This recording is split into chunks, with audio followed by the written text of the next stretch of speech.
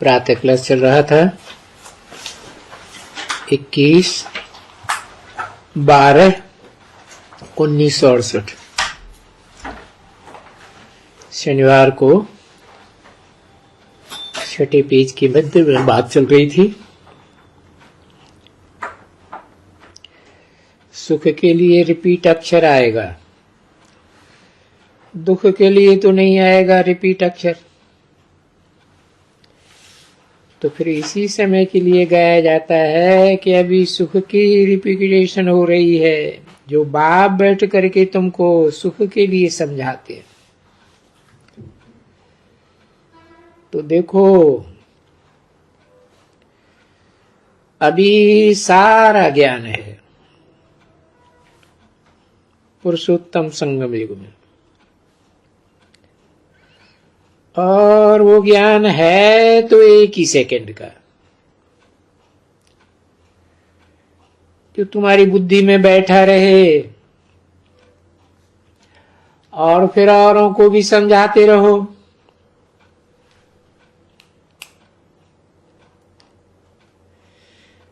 है तो बस यही ना।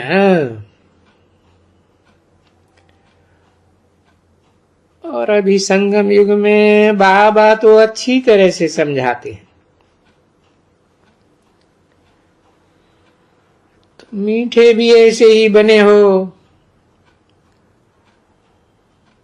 और बिल्कुल बनने का है।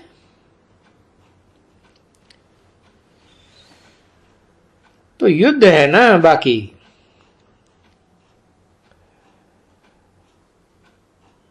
ये सभी माया के तूफान आते हैं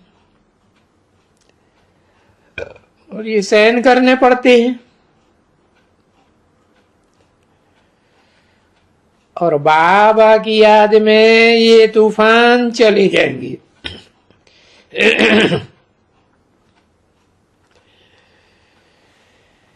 जैसे हातिम ताई का किस्सा होता है ना,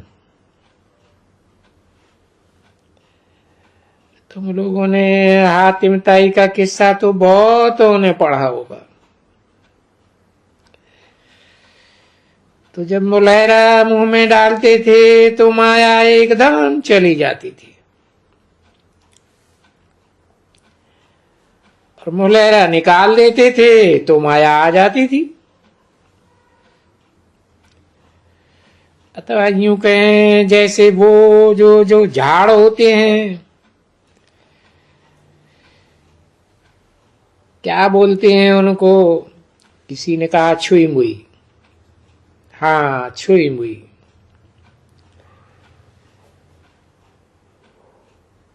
क्या और भी नाम बताते हैं। तो उस छुई मुई की घास को हाथ लगाओ तो मुरझा जाती है। यानी माया ऐसी तो जबरदस्त है कि माया हाथ लगाती है तो बच्चे मुरझा जाते हैं, और फिर पीछे आप ही खुल जाते हैं। बिना हाथ लगाए ही आप ही खुल जाते हैं। तो ये माया एकदम बड़ी तीखी है।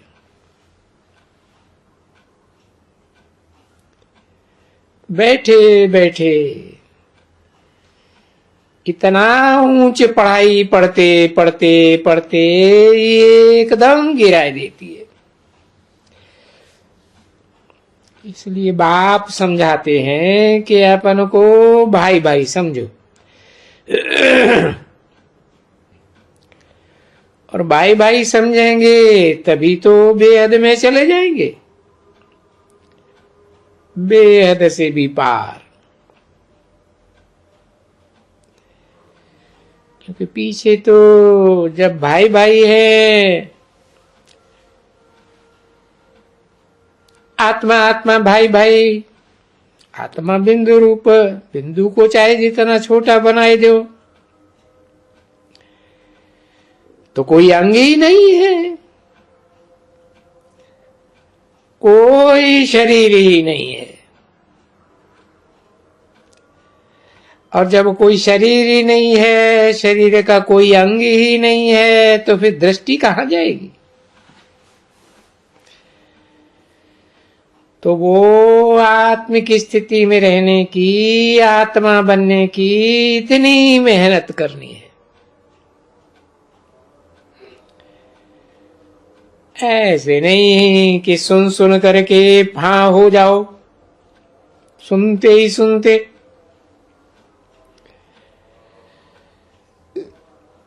ये तो बड़ी मेहनत है। नहीं नहीं, ये तो कल्प कल्प तुम्हारा पुरुषार्थ चलता है, और इस पुरुषार्थ से अपना भाग्य पाते हो। अच्छा, टोली ले आओ। ये बाप कहते हैं ना, पहाका भी देते हैं। पढ़ा हुआ सब बिसरा, बिसार दो। जो इतना पढ़े हुए हो ना, बहुत बहुत पढ़े हुए हो, वेद ग्रंथ शास्त्र किताब वगैरह वगैरह, कितने पढ़े हुए हो, सब भूल जाओ। बाकी क्या याद रखना है? जो कभी नहीं पढ़े हो और जो कल्प कल्प पढ़ते हो, वो ही सुनो और याद करो।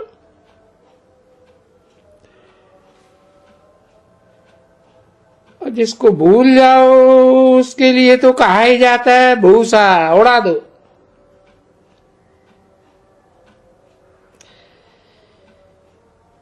क्योंकि वो देह अभिमानी मनुष्यों की पढ़ाई से भूसे जैसा मनुष्य बन गया, और क्या।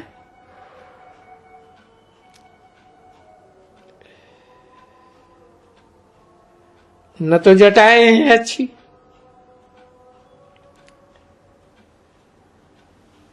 तो ऐसे जटाएं खुली हुई, और बैठ करके मुरली चलाओ तो देखो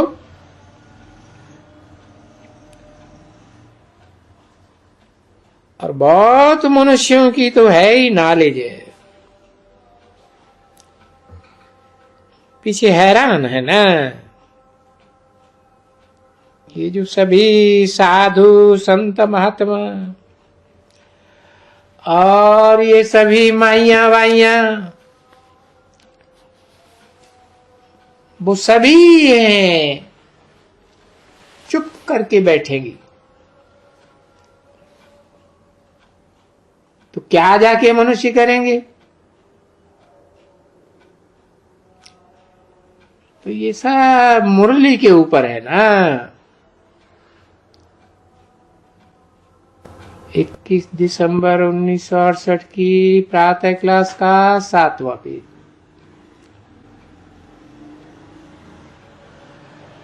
और वो है मनुष्यों की मुरली, चंचल मन वाले मनुष्यों की मुरली। और ये है बेहद के बाप की मुरली, जिसको चंचल मन होता ही नहीं, वो तो बुद्धिमानों की बुद्धि है।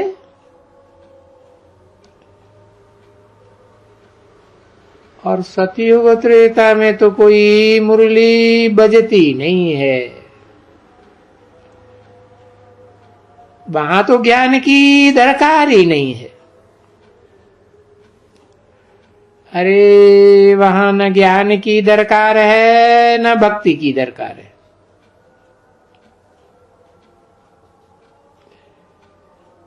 मीठी मीठी सिकिल दे रूहानी बच्चों प्रति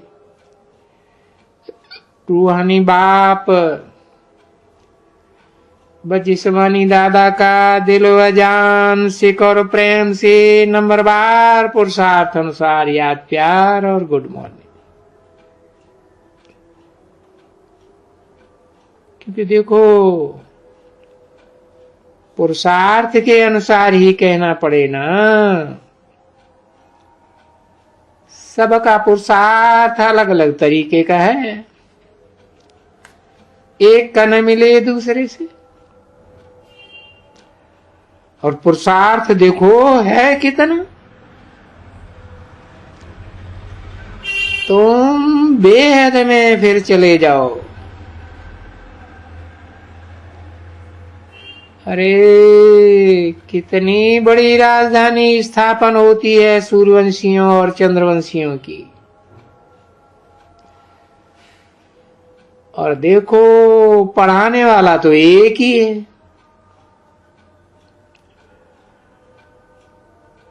पढ़ाने वाला भी वंडरफुल तो पढ़ाई भी वंडरफुल है ना। ऐसे तो दुनिया में कोई नहीं है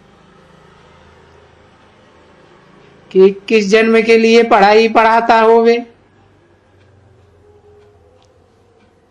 ऐसा कभी कहीं सुना?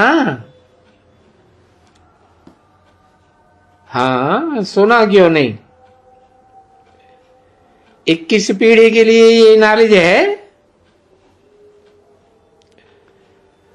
सतयुग और त्रेता पूरे 2 युगों के लिए।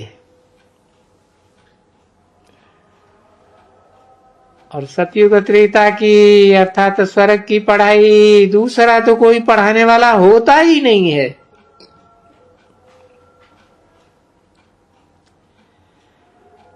तो ऐसे भी होंगे जरूर जो नए से ईश्वरीय पढ़ाई का रिगार्ड रखते होंगे।